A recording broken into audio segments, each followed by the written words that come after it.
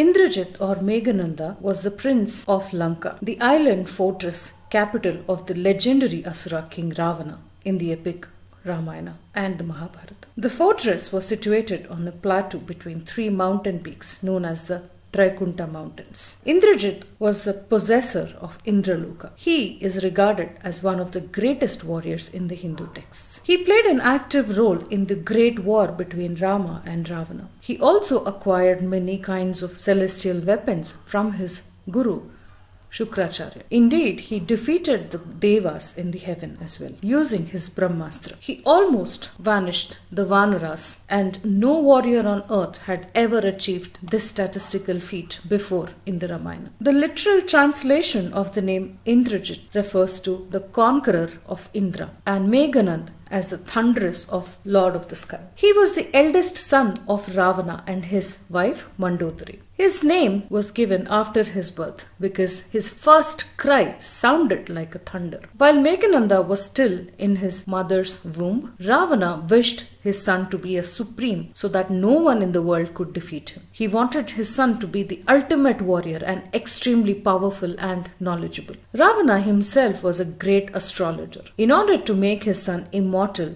he commanded all the planets and the constellations in such a position that would allow his son to be born the way he wanted him to be. Because of Ravana's anger and power, all the planets and constellations feared him, and they were in a position as desired by Ravana at the time of his son's birth. All the planets except Shani had disobeyed Ravana's order, and he settled in the 12th house, whereas all the other planets were in the 11th house. Ravana became furious at this and blamed Shani. Due to the state of Shani, Meghananda had to die at the hands of Lakshmana in the war between Lord Rama and Ravana. Meghananda was also an expert in magical warfare, just as his father Ravana. He was good at sorcery and tantras. His wife's name is not mentioned in the original epic. However, in the later versions of the epic, Sulochana, the daughter of the king of serpents, Seshanaga, is mentioned as his wife. During the battle between the Devas and the Ravanas, Lord Indra, the king of heavens, accompanied by all other Devas,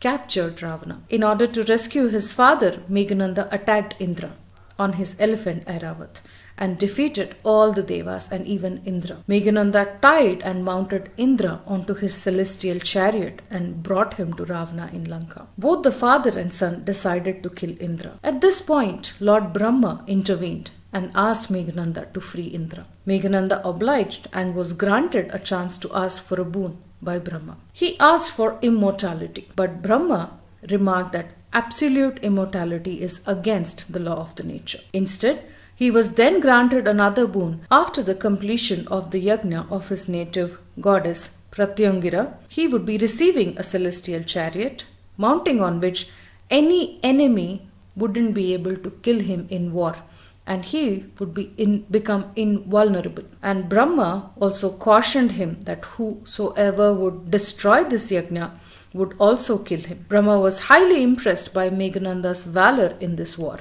and it was Brahma who coined him the name Indrajit, which means the conqueror of Indra. It was also believed that Meghananda was granted another boon by Brahma, in which it was promised to him that he would only be killed by a common man who hadn't had slept for 14 years continuously. Meghananda was the greatest and the most furious warrior on Ravana's side. After Ravana himself, though, he was a great archer and unsurpassed grand master in illusional warfare techniques. During the war, Indrajit was fast with his weapons. Angada did defeat Indrajit and forced him to retreat.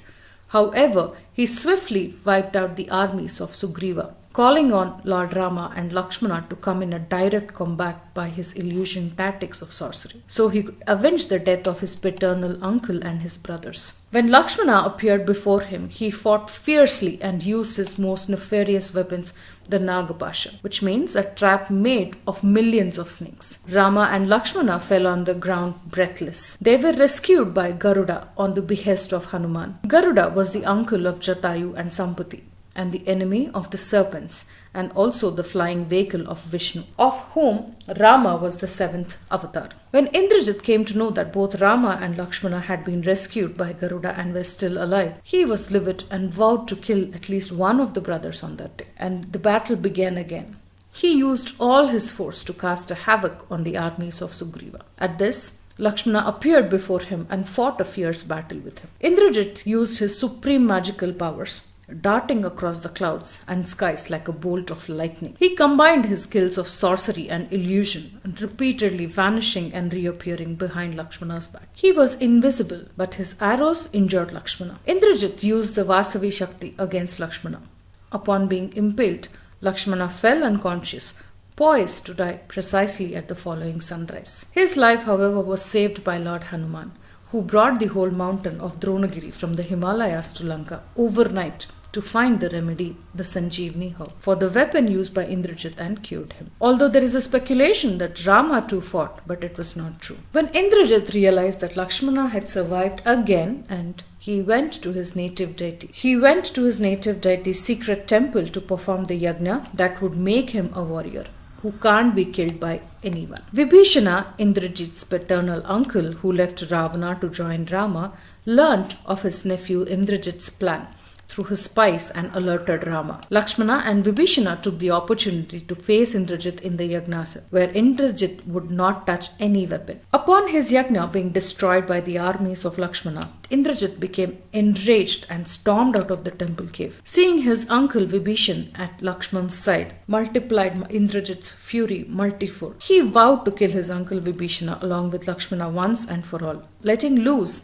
the Yamastra, which he had been conserving for punishing Vibhishana's perceived treason. At this point, Lakshmana protected Vibhishana, countering the Yamastra owing to an earlier warning by Kubera. Realizing Indrajit that Lakshmana was not an ordinary human and had met the criteria to defeat Indrajit, the blunder of the yajna and not sleeping for 14 years, Indrajit vanished briefly from the battlefield, returning to Ravana at the royal palace and reported the developments, proposing that his father make peace with Rama. Ravana, however, blinded with pride, was unrelenting and annoyed. He claimed that Indrajit was a coward for having fled the battlefield. This accusation provoked Indrajit, who briefly lost his temper, striking fear even at the mighty Ravana's heart, before apologizing and clarifying to his father that his primary duty as a son was to serve his father's best interest, and that even in the face of death, he would never abandon Ravana. He prepared to go back to the battle and knew that he indeed faced death at the hands of the heavenly incarnation. He said his last goodbyes to his parents and his wife,